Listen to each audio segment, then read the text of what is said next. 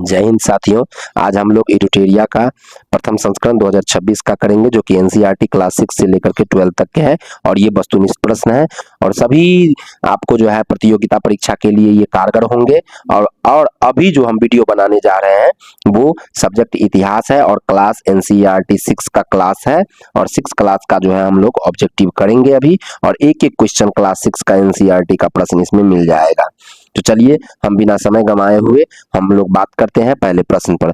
पहला प्रश्न क्या है? सुलेमान और किरथर पहाड़ी कहाँ स्थित है? तो ये पाकिस्तान में है, पाकिस्तान के उत्तर पश्चिम यानी कि उत्तर पश्चिम मतलब दिशा में ये स्थित है। अगला क्वेश्चन 2 नंबर है, सिंधु को हिदोस अथवा इंडोस सर्वप्रथम किसने कहा? तो ये ईरानी ने सिंधु को हिदोस कहा, जबकि यूनानी ने सिंधु को इंडोस कहा। तो ये दोनों चीज आपको बता ही दिए। चलिए अगला क्वेश्चन है 3 नंबर। 3 नंबर क्वेश्चन क्या कह रहा है कि देखिए, पांडुलिपियों को निम्नलिखित में से किस भाषा में लिखा गया? देखिए, पांडुलिपि को लिखा जाता था संस्कृत भाषा में, प्राकृतिक भाषा में और तमिल भाषा में। तो इसका आंसर आपको 3 का डी हो जाएगा। अगला क्वेश्चन है, भारत को उपमहाद्वीप का मतलब भारत को उपमहाद्वीप कहा जाता है, क्यों कहा जाता है? तो ये बड़े आकार में था एक। दूसरा कारण क्या था? दूसरा, ये तो बड़े आकार में था। पहला बात क्या था? ये बड़े आकार में था एक। दूसरा था समुद्रों, पहाड़ियों तथा पर्वतों से बटे होने के कारण ये जो है उपमहाद्वीप कहा जाता था। भारत को उपमहाद्वीप इसीलिए कहा जाता था। अगला क्वेश्चन है आपको 5 नंबर। 5 नंबर क्वेश्चन क्या कह रहा है? पांडुलिपियों का क्या महत्व है? देखिए, पांडुलिपियों का महत्व यही था कि उस समय में प्राचीन ज्ञानी मतलब ज्ञान विज्ञान की जो है चर्चा आपको पांडुलिपि में मिलता था। राजाओं के जीवन की चर्चा आपको पांडुलिपि में मिलता था।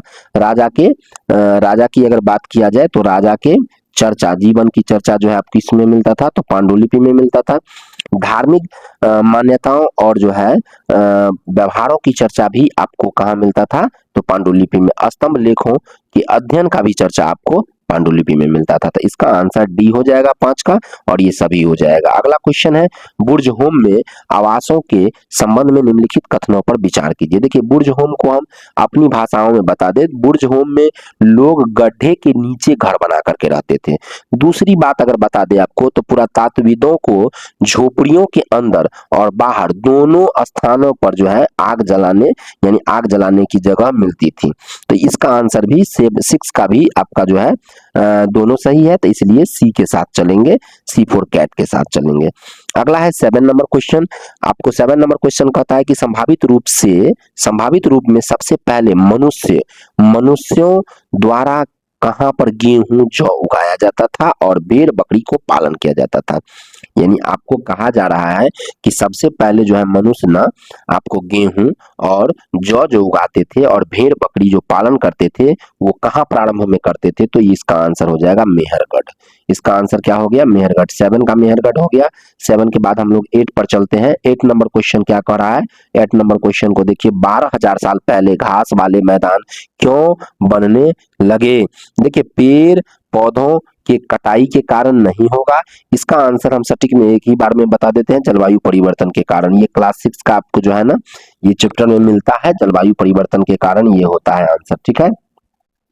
अगला क्वेश्चन है, नवपाषाण काल में नवपाषाण काल के औजार के संबंध में निम्नलिखित कथनों पर विचार करने के लिए करें। देखिए, नवपाषाण काल के औजार जो होते थे वो पॉलिश किए जाते थे उस पर। और दूसरी बात है कि इस नवपाषाण काल में ओखल मूसल से जो है ना, ओखल मूसल जो है ना, वो जिससे धान कूटा जाता था पहले के जमाने में, उसमें आपको अनाजों को क्या किया जाता था? पीसने के लिए उपयोग किया जाता था। तो इसलिए ये दोनों सही है, तो इसका 9 का भी सी आंसर हो जाएगा। ठीक है, 9 का क्या हो गया आंसर?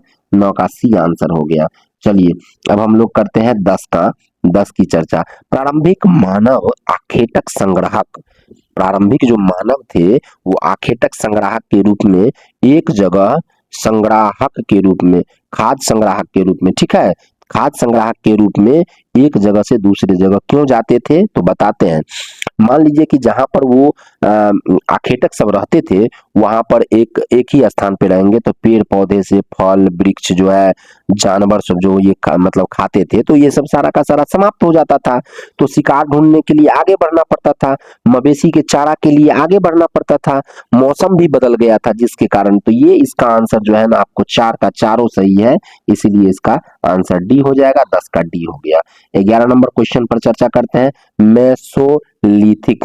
देखिए मेसोलिथिक की अगर बात किया जाए तो मेसोलिथिक जो है मध्य पाषाण युग हिंदी में कहते हैं इसी को। इस समय में जो है ना औजार जो थे, इस समय में पत्थर के औजार को माइक्रोलीथ कहा जाता था। देखिए माइक्रोलीथ नहीं कहा जाता था, तो ये का है, तो माइक्रोलीथ का मतलब होता है छोटा सा औजार, और छोटा सा औजार जो है माइक्रोलीथ में आपको मेसोलीथ में जो है ना नहीं पाया गया है। पत्थरों के औजार आकार में बड़े होते थे, तो औजार जो है बड़े नहीं होते थे, ठीक है। दूसरी ऑप्शन क्या है, तीसरी तीसरी जो है, इस समय पुराने किस्म के औजार अनुपस्थित होते थे। देखिए पुराने किस्म के औजार उपस्थित होते थे, ना कि अनुपस्थित होते थे।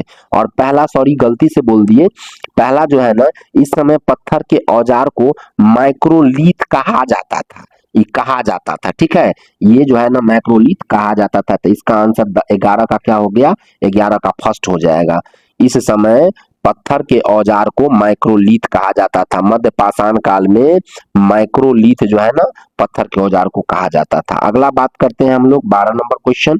12 नंबर क्वेश्चन कह रहा है कि हड़प्पा सभ्यता के अंत होने का क्या परिणाम था। देखिए हड़प्पा सभ्यता का अंत होने का कारण था हड़प्पाई नगरों को जो है लोगों ने छोड़ दिया था, एक।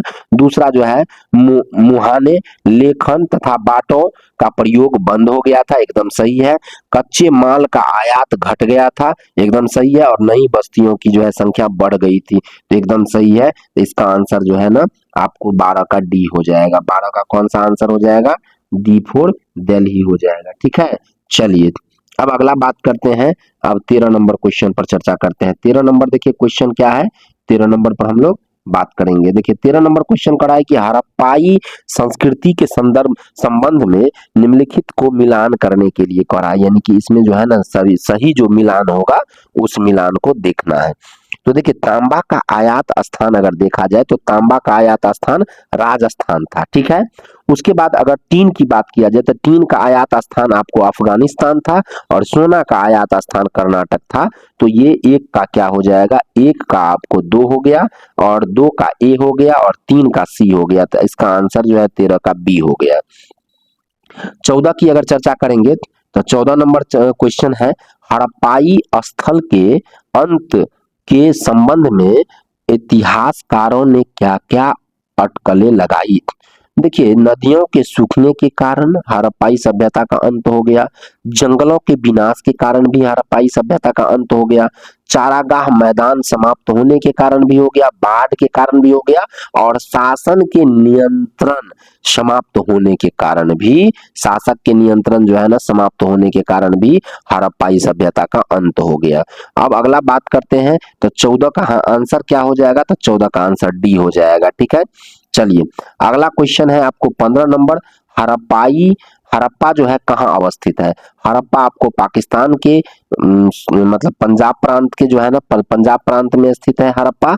चलिए अगला क्वेश्चन क्या है, अगला है आपको 16 नंबर, महान स्नानगार कहाँ अवस्थित है। तो देखिए महान स्नानगार जो अवस्थित है वो आपको कहाँ अवस्थित है, तो ये आपका मोहनजोदड़ो में अवस्थित है, ठीक है। अगला क्वेश्चन है निम्नलिखित में अग्निकुंड। अग्निकुंड आपको कालीबंगा में है और लोथल में है। अग्निकुंड कहाँ है, कालीबंगा और लोथल में है। तो 17 का क्या हो जाएगा, 17 का सी आंसर हो जाएगा। 17 का क्या हो जाएगा, 17 का सी हो जाएगा आंसर। 17 का क्या हो जाएगा, सी आंसर हो जाएगा। 18 का जो है ना, हड़प्पाई नगरों की प्रमुख विशेषता क्या थी। हड़प्पाई नगरों की प्रमुख विशेषता विशाल जो है ना स्नानगार था, अन्नागार था, योजनाबद्ध नगर निर्माण था, और पक्की ईंटों की जो है प्रयोग की जाती थी हड़प्पाई नगर में। तो इसका आंसर सबका सब सही हो जाएगा, 18 का डी हो गया। 19 पर आते हैं। 19 नंबर क्वेश्चन कह रहा है कि इनाम गांव के क्या कह रहा है, इनाम गांव के हाँ, प्राचीन स्थल, इनाम गांव के प्राचीन स्थल के संदर्भ में निम्नलिखित कथनों पर विचार कीजिए। यह घोर नदी के तट पर स्थित एक पुरातात्विक स्थल है जो भीमा नदी के सहायक नदी है, एकदम सही है। इस स्थल पर लगभग 3600 से 2700 वर्ष पूर्व हाँ, प्राचीन मानवों का निवास था, एकदम सही है। इस स्थल पर दफनाने की सामान्य प्रथा के अंतर्गत मनुष्यों को जमीन में सीधा लिटाया जाता था और उनमें जो है सिर दक्षिण की ओर होती थी, दक्षिण की ओर नहीं होती थी, उत्तर की ओर होती थी। इसलिए जो है ना 1 और 2 सही है और 3 जो है ना गलत है। तो 19 का जो आंसर हो जाएगा 1 और 2 सही, तो ये आंसर हो गया 19 का। अब 20 की चर्चा करते हैं। 20 नंबर क्वेश्चन कह रहा है क्या, 20 नंबर क्वेश्चन देखिए सभी आदमी। 20 नंबर क्वेश्चन कह रहा है कि ऋग्वेद काल में दासों के साथ कैसा व्यवहार किया जाता था। उनके मालिकों की संपत्ति माना जाता था, एकदम माना जाता था। उन्हें राजा बनाने का स्वतः अधिकार था, नहीं। उन्हें जो है उनके काम के लिए ऊंची मजदूरी दी जाती थी, ये भी बात गलत है। उसके बाद जो है उन्हें जो है कठिन काम करने से छूट था, ये भी बात गलत है। तो 20 का जो है आंसर हो जाएगा ए। केवल उन्हें जो है ना उनके मालिकों की संपत्ति माना जाता था, समझे। अगला क्वेश्चन है 21 नंबर। 21 नंबर कह रहा है कि ऋग्वेद काल में, हाँ, ऋग्वेद काल के दौरान प्राचीन राजनीतिक व्यवस्था के बारे में सत्य कथन का चयन करें। तो सत्य कथन का हम लोग चयन करते हैं। राजा के पास लोगों से कर एकत्र करने की शक्ति थी।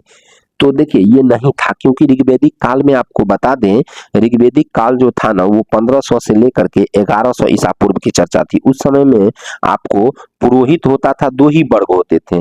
एक जो पुरोहित होते थे जिसको अनुष्ठान वगैरह सब कराते थे और वही ब्राह्मण भी कहलाते थे, और दूसरे वर्ग जो थे ना, दूसरे वर्ग के नाम अगर बताए तो दूसरे वर्ग राजा होता था, ठीक है। उस समय में उसका ना तो बेटा जो है राजा होता था, उत्तराधिकारी होता था, और ना ही उसका जो है ना वो कर एकत्र करने की उसके पास शक्ति थी।